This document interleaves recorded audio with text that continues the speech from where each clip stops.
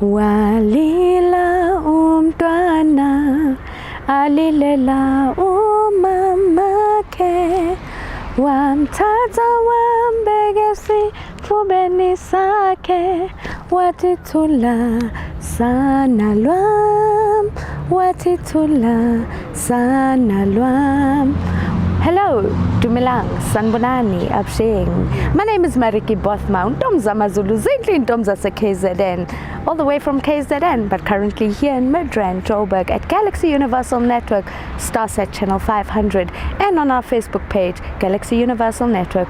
Welcome to a brand new show called Scars. We all have a history. You may be the victim, yet you are alive. You are the survivor. You are the overcomer. You are the conqueror of your past and of your pains. The show is all about you sharing your stories, you sharing your life experiences. We're going to show people out there whether you've been abused mentally, physically, emotionally. We have all been affected by abuse. The show will consist of from bullet survivors to cancer survivors to people living with disabilities to ex-convicts. No story will be too big or too small to be shared on this platform. Do join us every Saturday 11 to 12 right here on Galaxy Universal Network. But we also do have a few surprises for you in store. Every Saturday 11 to 12 Galaxy Universal Network. Walala wasala. See you there.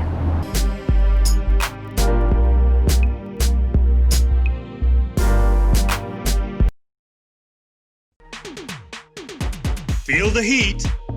You said you love me. I do. You sure? Yeah.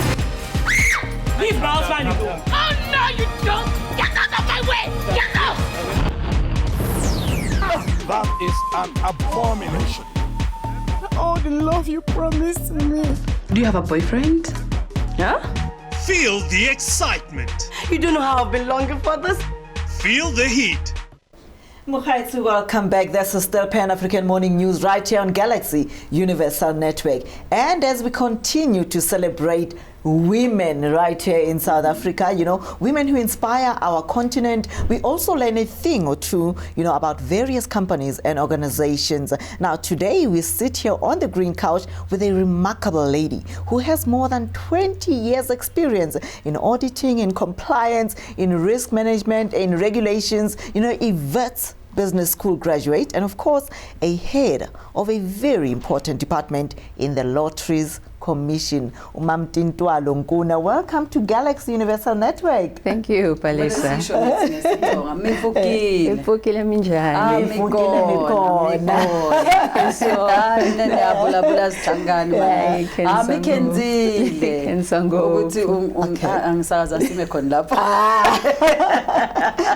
You know, I was looking at your profile. I'm thinking, you know, since we are celebrating Women's Month, and here you are, a woman with a 20-year experience, you know, in all this auditing and risk management.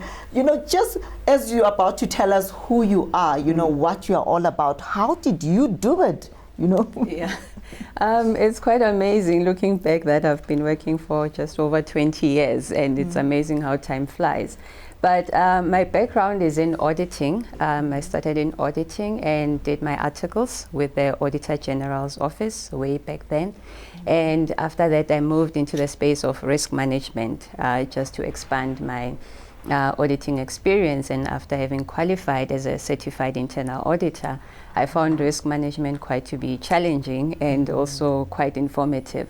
Because when you approach people and you talk about risk, everyone is like, oh no, what's wrong? Yeah, it's high risk, what can go wrong? But when you face your risks and say, especially in a work environment as an organization, to say these are the challenges, these are the risks that we're facing, what controls can you put in place to mitigate such? So then it's more acceptable that yes, as part of your planning, you need to also focus into risk management. Yeah.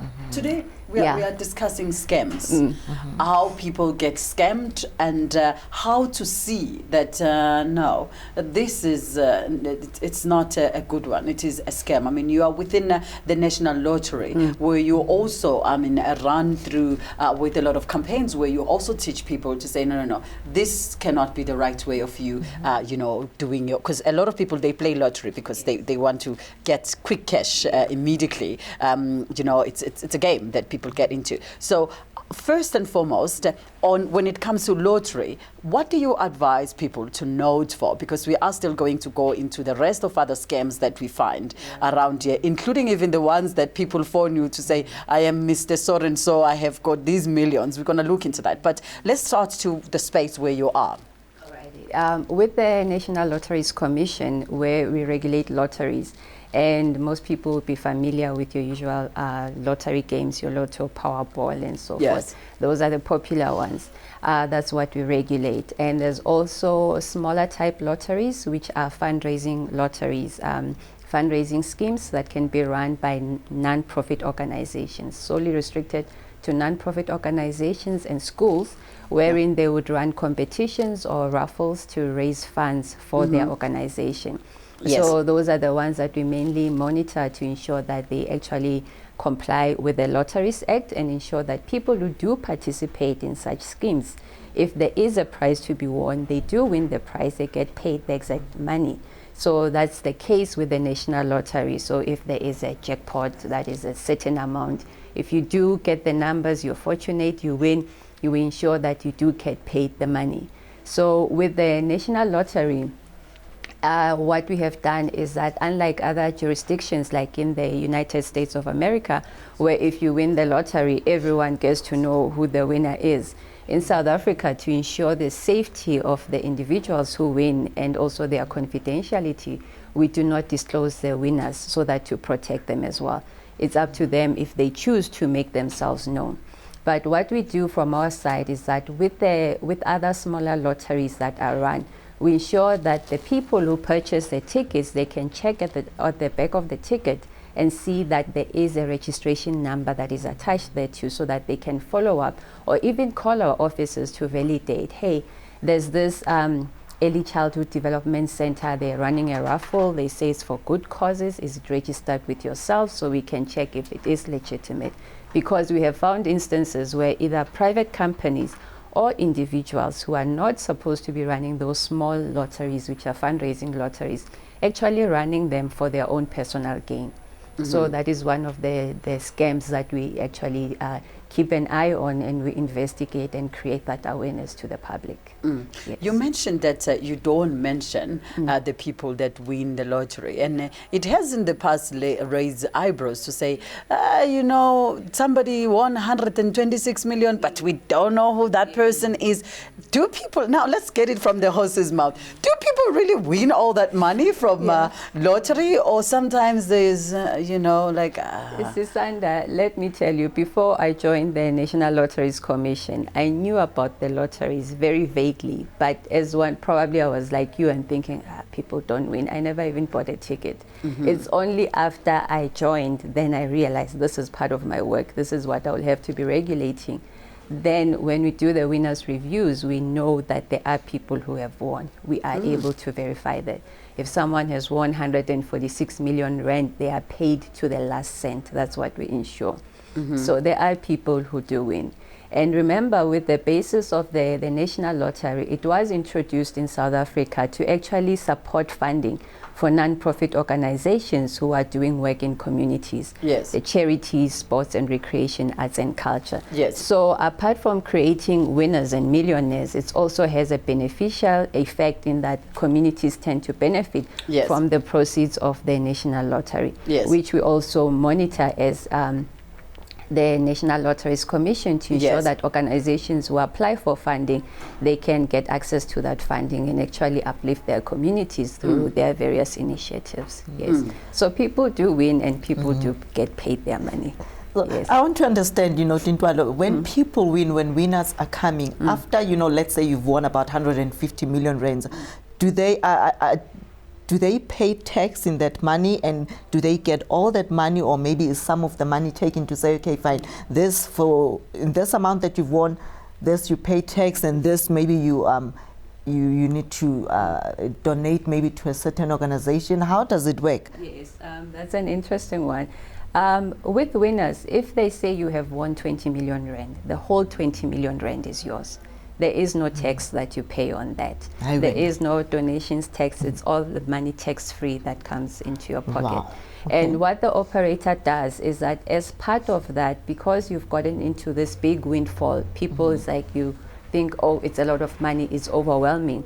So from the operator side, what they do is that they provide both emotional and financial counseling, because it's still a shock to your system that you come across this windfall, and what do you do next? And not all of us are even financial savvy to say, what do I do? Do I invest? Do I start a business? Do I start distributing the money to all members of my family, and so forth? So the necessary emotional and financial counseling is afforded to the winners of major prizes, so that they're able to plan their finances properly and not have the situation where they've won millions of rands and in a few years' time all the money is gone. So it means it comes just like that, or maybe do you divide it maybe per month to say to a person, we'll give it to you in 6 months or in 3 months, or just like that, boom, in my account? The whole chunk comes into the account very first time. I won't come to work that morning. I'm telling you. Imagine. I always tell people, when you believe you've won, make sure the money is in your account before you start resigning from work. Because that's another thing. Yes. I wanted to find out as well from you as to when people win the money, and of course you counsel them and follow up and making sure that they are capable of running and keeping that money to themselves. There are some, reports sometimes where sometimes you find that you paid to the wrong person, and now you need to retrieve back that money, and the person has already jumped and celebrated. What do you do in incidents like that? There's quite strict controls in that regard in terms of verifying the person's banking details. In the years that I've worked with the National Lotteries Commission, from the 2 operators that we have regulated, I haven't seen an instance where there was money paid into the wrong account, because they make sure that they pay to the correct account. We have had instances where someone would come in and say, I won the lottery, but I lost my ticket, and they feel entitled that they definitely won. These are the numbers that they've won. And it's quite unfortunate that some of the people, they actually believe they won the lottery. And in such instances, there would be security questions that would be asked. Where did you buy the lottery ticket?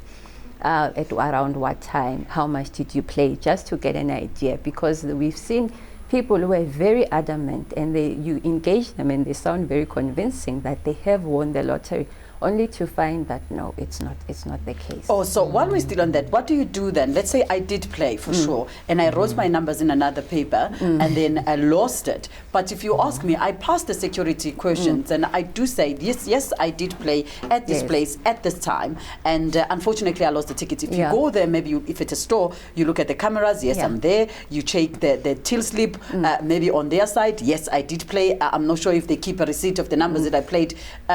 How do you then, would you then still pay the person to say, okay, well, in that case? There are security questions that definitely have to be answered by the person. You are right. One of those is if you purchase your ticket at a store that has a surveillance camera, we can check with the store that actually you were there at the time. Remember, when you buy your ticket, you are not known. It's just the person who's buying a ticket. Any other person from members of the public who's buying a ticket. So they would ask questions like around what time. You would indicate on which date. So with millions of transactions of tickets, they're able to pinpoint that at this store, at this time, there was a ticket that was purchased. So in most instances, what the operator would do is that they would wait a bit of time before they actually pay, to ensure that, because there would be a number of transactions that would have gone on around the same time, to ensure that it's not the person, they're not paying the price to a person who didn't win the lottery.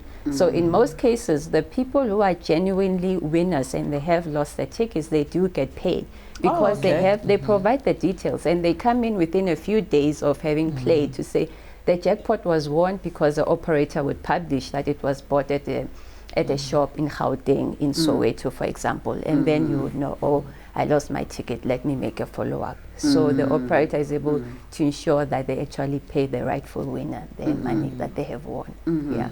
Tintswalo, you know, I don't know if I'll actually be asking, you know, the right person, but I'm sure, you know, with in your field or with what you do, you'll be able to answer this one, right? I want to find out, especially about these, they call them illegal gambling, especially in the townships.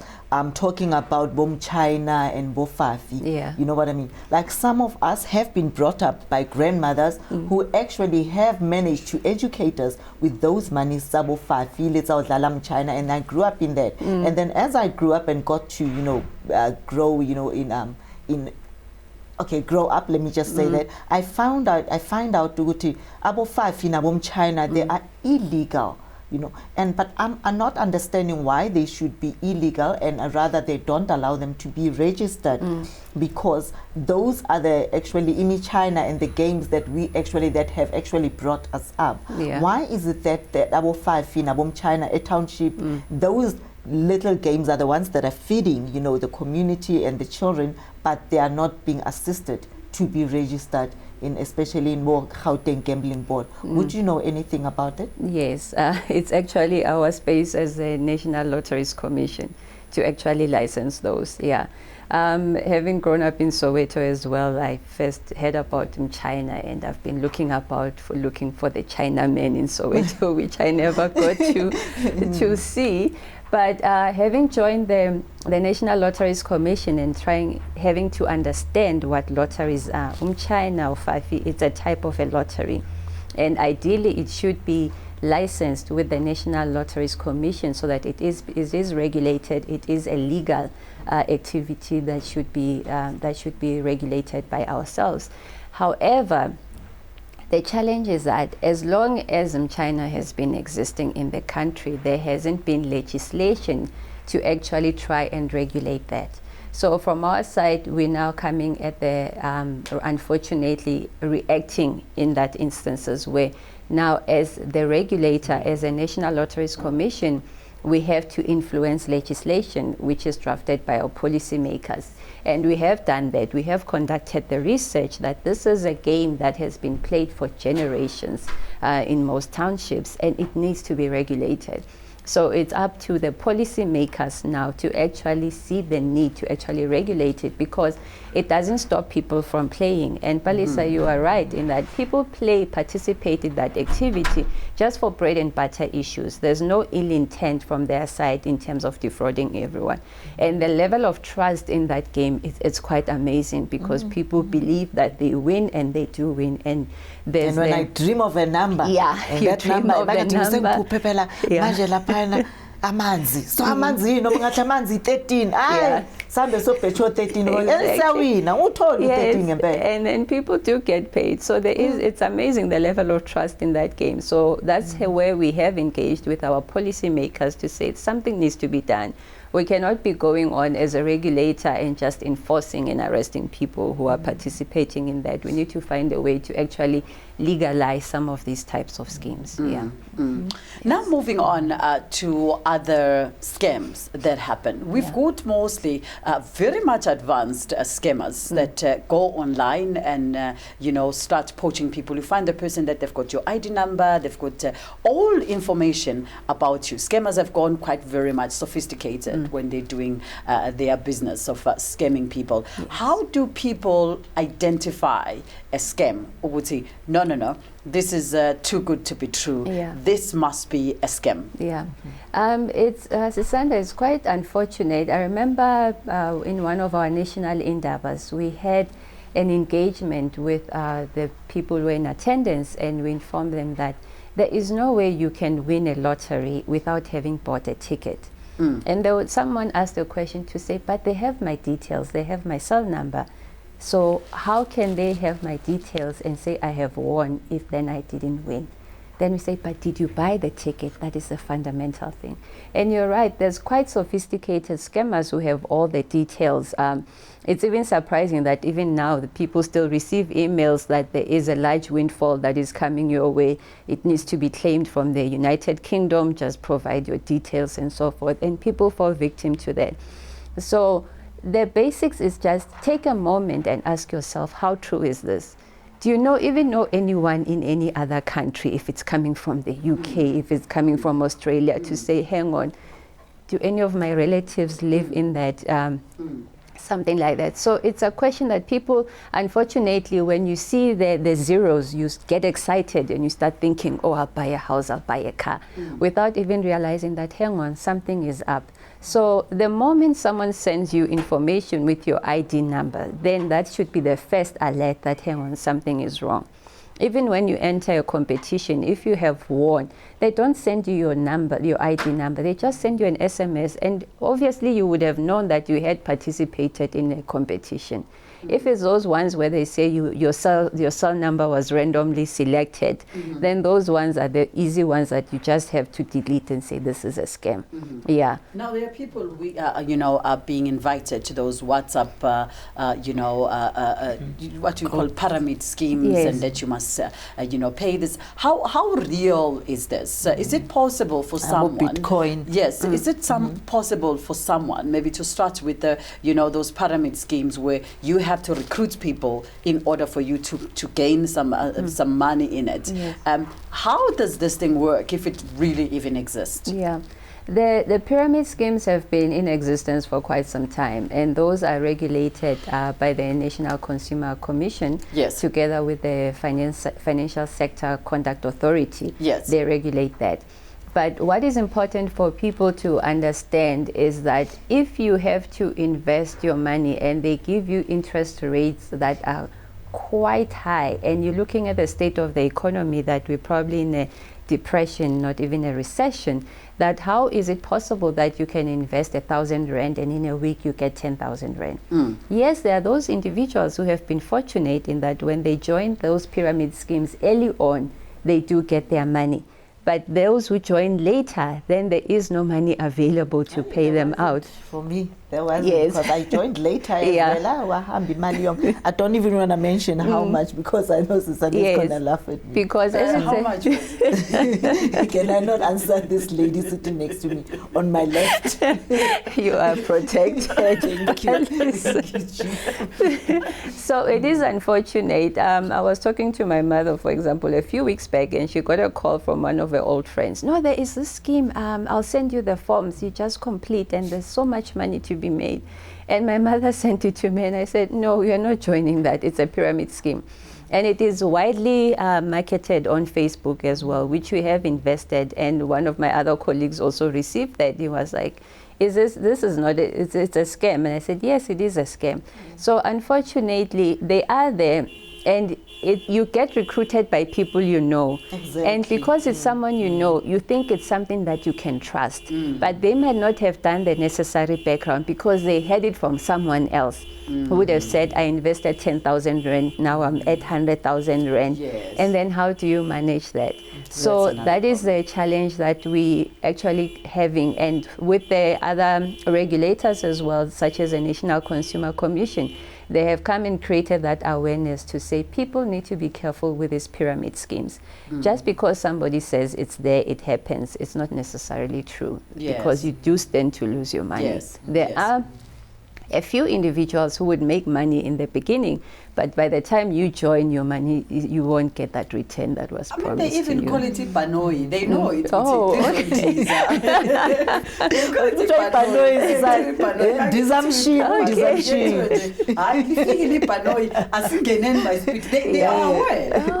on teaser Yeah. as soon as possible. Okay. We must just put in the money quickly, make the little that we can. It's a win or lose situation. You might get it and you might not get it back. So people are getting a little bit, clear clever with this thing. So now there is this thing, I think I read an article that was actually giving the ages in which people are most vulnerable to these scammers, you know, to say the age is between 40, from the age of 40 years. Those guys are the most vulnerable because between 40 and 50, that period, that space, this is when they think, you know what, I need quick money now. It's I need to do something like that. What are the most people that are, or the ages of people that are most vulnerable to these scams? Well, from our side, in terms of lotteries and also on the what we have seen through our investigations, is that yes, it is that middle age group, your 30s, 40s, 50s. Because as you are rightfully saying, they're getting to a point where they feel, hang on, retirement is knocking at the door. I need to do something now before things get worse. And it's unfortunate now that with the state of the country that we're in, with levels of unemployment increasing, then more people might fall victim to that because it is a quick way to make money. However, they stand to lose even more. So that is a challenge that from ourselves as a regulator, in terms of all the scams and all the illegal lotteries that are taking place, creating that awareness to members of the public. Before lockdown, what we used to do is we would have the community seminars, education and awareness, and share with them on lotteries, what are legal lotteries and what are illegal lotteries. Because now with social media as well, when you go on Facebook, you will see their adverts to say participate in the US lottery, in the Euro Millions, Powerball, and you stand to win a chance. And you think just because there is a website created for that particular gaming activity, then it's legitimate. And you will see, because in most cases we do not read the fine print, terms and conditions, we just take and say we accept. And you will find some of them would indicate that they are licensed in Malta or some other jurisdiction in a country that you've never even heard of, which is not necessarily the case. And people, when they participate there, they don't first check, hang on, is this even legal in South Africa? Because of the internet, which has no borders, you can access any site and participate. But that doesn't mean that if you are able to play using your banking details to purchase those tickets, if you do win, you will get the money paid into your account.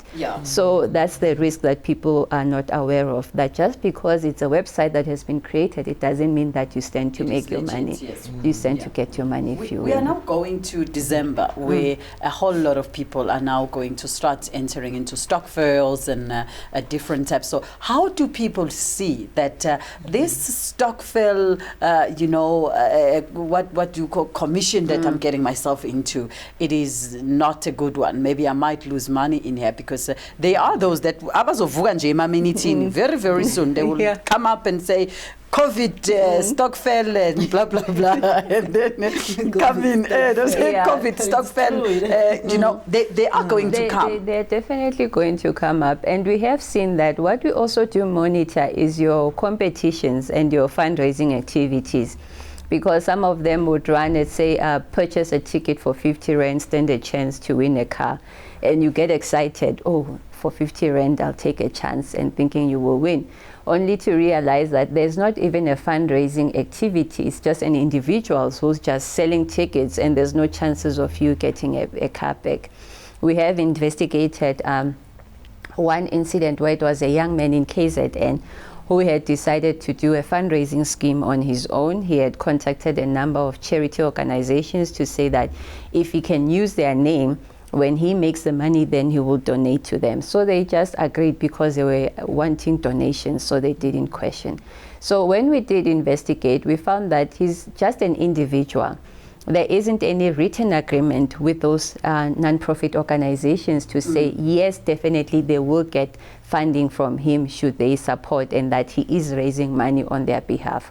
From his side, he wanted to make money for himself, and then if there was any extra money available after paying out prizes, then he would donate the money to the non-profit organizations. So there are those type of schemes that are actually taking place together with competitions that are run by individuals and not mainly for supporting non-profit organizations. So people need to also be careful with the stockfels that would be coming up, which get publicized widely, the community radio stations, newspapers, to say, participate in this, we're doing a stockfel and all of that. With stockfels, stick to your group, the people that you know. The moment you start making it and there's a lot of people that you don't even know, chances are it's not a legitimate stockfel in that regard. You'll probably lose money. Yes, and it is unfortunate that these are introduced by people that we do know. Of course, Yeah. of course. Yes. But then now, Tintswalo, I want to understand, right? This machine, the lottery machine, with these colorful balls, with all these numbers. Yeah. How does it happen? Is it set, or maybe the numbers just poof, or in that? I want to understand. How does it happen? Because I've even given up betting iLotto. But they always come out and Yeah. Is that machine set, or how does it happen, or is it just by luck? Yeah. Those numbers come out like between you and us now. Like Yeah, just between the three of us ladies.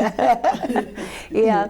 Lotteries, not only in South Africa, but throughout the world, games based on integrity, on trust. The moment there is any manipulation, then you know there is no trust in the game. There was one country that we visited, not sure whether it was Brussels but I'm not sure, where they had the lottery balls as a backup. If the machine was not working, they had this black bag, a black bag like a magician's bag, which looks like a pillow, that they would put in the balls for selecting the numbers. And if the machine would malfunction, they would use that bag and someone would randomly pick the numbers. And that was how that country is trusted in terms of the level of integrity of the lottery, to say there is no manipulation.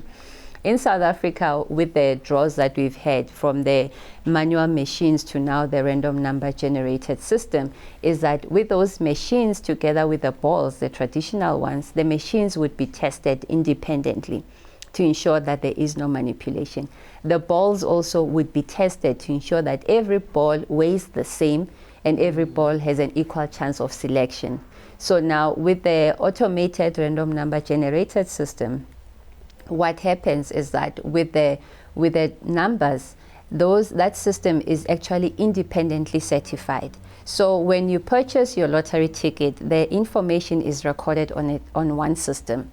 The number system is separate from the ones that records the ticket purchase. So once the draw is closed, then the other system will then run the RNG to generate the lotto numbers. So it's not that, because some people would say no, from the operator's side, they will look at how many numbers are which numbers are the popular ones, and then exclude them from the winning numbers so that no one wins. So from our side, coming in as a regulator, we ensure that there's proper controls in that these are two separate systems that run independently. And additionally, they are certified regularly to ensure that there are proper controls, that there is no manipulation to say, okay, let's make these the winning numbers. Those numbers are selected independently. So since you don't manipulate them, why is it that your relatives and your children, your parents are not allowed to play lotto if you are working for lottery? Because it's clear, right? Why, Baba Ngabela, if there's no... So I'm better because now I'm your cousin. I'm related to Tintswalo. All right. So why is it? Let me explain that. With ourselves at the National Lotteries Commission, it's only the board who are not allowed to play, including our commissioner. Okay. But myself, as an employee of the National Lotteries Commission, all people who work at the NLC are allowed to play the National Lottery. Yes. Because as much as, yes, we monitor and ensure that the people who do play do get to win, we also play, and unfortunately we win some, we don't win some. So to show that transparency as well, is that as employees of the National Lotteries Commission, we're allowed to play. It's only the board that is excluded from playing. So don't you think it might be hard? Now, let's say now there is 150 million Powerball prize that needs to be won, and then Tintswalo, who is now heading the regulatory of lottery, plays and win that money. And now they're saying, the lottery has been won, but by the way, by Tintswalo, who is a national lottery regulator at the very same time. How is that going to work? Yeah, remember there's also the issue of, hence we show the transparency in terms of the whole national lottery, is the transparency that anyone can win. So if it so happens that I do play and I do get to win, then I should be entitled to claim my money. So it's not a question of, oh, then it's Tintswalo. Then it means that I would have been manipulating the system. Yes, it would look suspicious. I would have been manipulating the system. But if that was the case, then I would have made my family members win a long time ago.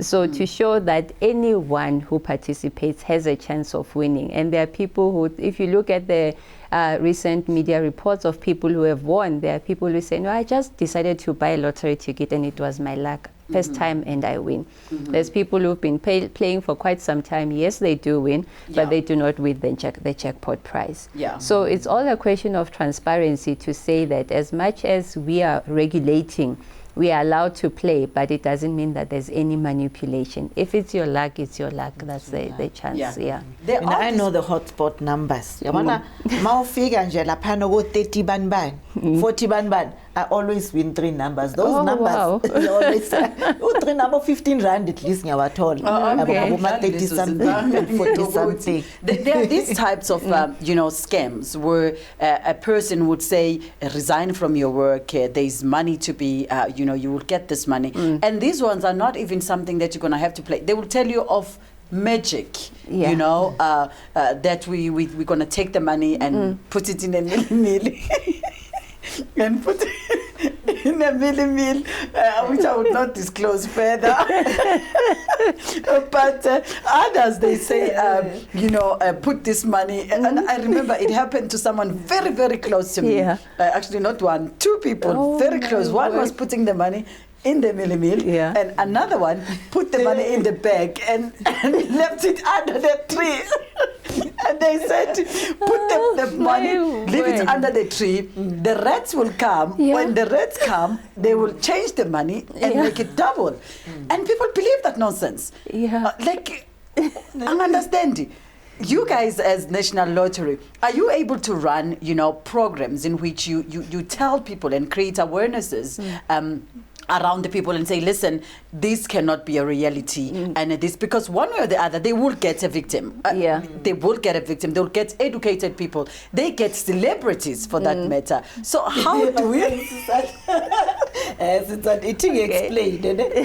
Oh, okay. Money, uphathi imali la. Yayibona ukuthi it's a 200 rands no. Afaka umili athi mathi how sezithu imali wena ngeke ufake imali lapho. Bona ukuthi bring your whole salary manje seso doubleisha leyo si tripulele bathi ivele 200 angefuthi sayilahlela imali sayifaka imali salala masivuka money boo sweetness gone igama lakho kwaku sweetness hambile ikusela impuphu ebhakidini sweetness nokuthi wifaka. Wow. Yes. So what do you guys do as National Lottery? This is a revelation of sweetness. I have never heard the ones about sweetness. But from our side, what we deal with, it's mainly the ones on lotteries. The people who would receive emails or telephone calls to say you have won the lottery and you must come and claim, we need your banking details and so forth. So that's where we create the awareness through our social media platforms, through community radio stations, where we are definitely active to actually reach as many people as possible to say, make sure that whatever lottery you are participating in, it is a legitimate lottery. That only in South Africa, there's only one national lottery where you see the results in terms of them being published through various media.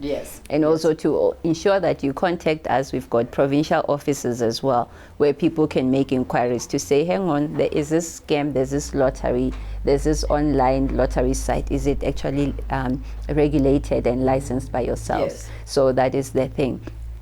with these scams that are coming up, your impupu and all of that, yeah, those those are actually matters that could be regulated by the National Consumer Commission. They also run a number of consumer awareness seminars as well, where they educate members of the public issues of Bitcoin, as well as, you know, that it's not even regulated in South Africa. You participate in those activities at your own risk. Yes. So that is where consumer awareness is what has been driven as part of the regulators to say, as much as possible, reach your communities and share that information. Yes. Now, when we look into the side of, you know, the contributions that National Lottery does, I mean, you support a lot of organizations. Who do you fund, and why and how do you fund those organizations? Because a lot of people are like, I need National Lottery to help me fund my organization or whatsoever. And then two, we understand that National Lottery go out even of South Africa and go to our neighboring countries to stretch your hand in those countries. What programs do you get engaged into? Alrighty. With the National Lottery funding on our grant funding side, it's money that we actually get from people who play the National Lottery. So a percentage of the ticket purchase actually goes to our distribution fund, where we fund charities, which would include your schools as well, early childhood development centers, home-based care, and homes that care for people with disabilities, the aged and orphan children as well. So any charity organization, that's what we fund. Sports and recreation as well, where you've got your sports clubs, affiliated organizations, and those who are community-based sporting organizations. So we do fund, and also arts, culture, national heritage, environment, the community organizations as well that are involved in those activities. They are also funded. With funding from the National Lotteries Commission, how it works is that it works through an application basis, where you have to be registered as a non-profit organization or a non-profit company, so that you can apply for funding. In each financial year, we do make known what activities that we are funding. So if it's on earlier this year, what the organization had done was that they had started funding for COVID relief to organizations that we had previously funded before the open call, so that they're able to cover their operating costs, they're able to pay salaries for the time being while they still wait for the bigger call to be open for funding. So an application has to be sent through, which gets assessed, and it has to be in line with what are the areas that are being funded for a particular year. Where do people find application forms? Application forms are available on our website. There's also, we have 9 provincial offices where they can contact and access those application forms, which are free. And from our offices as well, they are able to assist the non-profit organizations to actually complete those application forms and submit the relevant documentation. But just to clarify that with funding from the National Lottery, it's only for organizations that are registered in South Africa. So if you have a choir, for example, in Limpopo, we can fund that for them to go and participate in international competitions. But what NLC does not fund, it would be an international competition that is run from another country, wherein now the money is no longer benefiting South Africans, but it's benefiting other countries. So funding has to be used for non-profit organizations that are in South Africa. Just as we fund the Olympics team, they are funded so that they can go and participate in Olympics and all these other sporting activities. Maybe in closing, earlier on, we had a call with Mayor Paulina Mahlatse. She is running it's not a registered, I would like to believe, it's not a registered non-profit organization, but she's helping young people to teach them, you know, mathematics. She's a retired teacher. She needs help in terms of getting, you know, computers and, you know, access to the internet, so that she's able to, you know, even do some of those via Zoom, especially especially during this period. Yeah. So for somebody like that, what would you advise that she could do in order to get help from the National Lottery? Alrighty. For Mepolina, as you say, she's an individual who's just running that to support her community. For us, what we do is we fund non-profit organizations. So she would have to register it as a non-profit organization. Just as we support your early childhood development centers who are registered as NPOs, we are able to fund that. So registration as an NPO is critical to ensure that she would get the funding from the So you're not National going to say, Lotteries we register manje in 2020, so funimali 2020. No. Hi. Yeah, our funding guidelines actually make it easy for even new entrants, new applicants to actually access funding. All we need to ensure is that what they are applying for is in line with what is being funded in any particular year. Okay.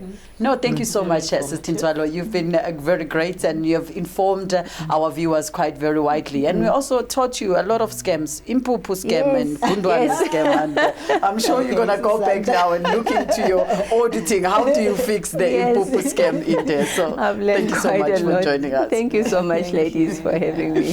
Thank you. We have, of course, arrived to the end of our morning show. I can't believe it's been already 3 hours since we've been sitting here with you, giving you the news and updates right here on Galaxy Universal Network. And we hope that you're going to continue to enjoy your Galaxy Universal Network's programming as from now at 9:30 until late at night at 8 o'clock. We are giving you, of course, at 9 o'clock actually, we are going to continue to give you news and updates. Of course, I think we must join again. We joined with you again tomorrow, same time, same place. From myself and the rest of our morning crew, the Pan-African morning crew, we wish you all the best, and we thank you for spending your time, and thank you for allowing us to inform you. Igama lami ke ngungusisanda unomusa kwaqwabe khutho intombazane yaphansi kwamhlabe yalingana umfule ngophuza ngiphuza ugelegele kanti inkomo zakithi ngashiya zidla phansi emahlathini asekubandeni kanti ke zona siphuze ebhudlweni umfulo ohamba ngeslomotion kwazibi esigodini la ngibuya khona ke ngathwala umthwalo wami ngawufaka obhokeni amabombo ngawabhekisa egoli kwandonga ziyaduma kwanyama kayipheli kuphela amazinga endoda ke.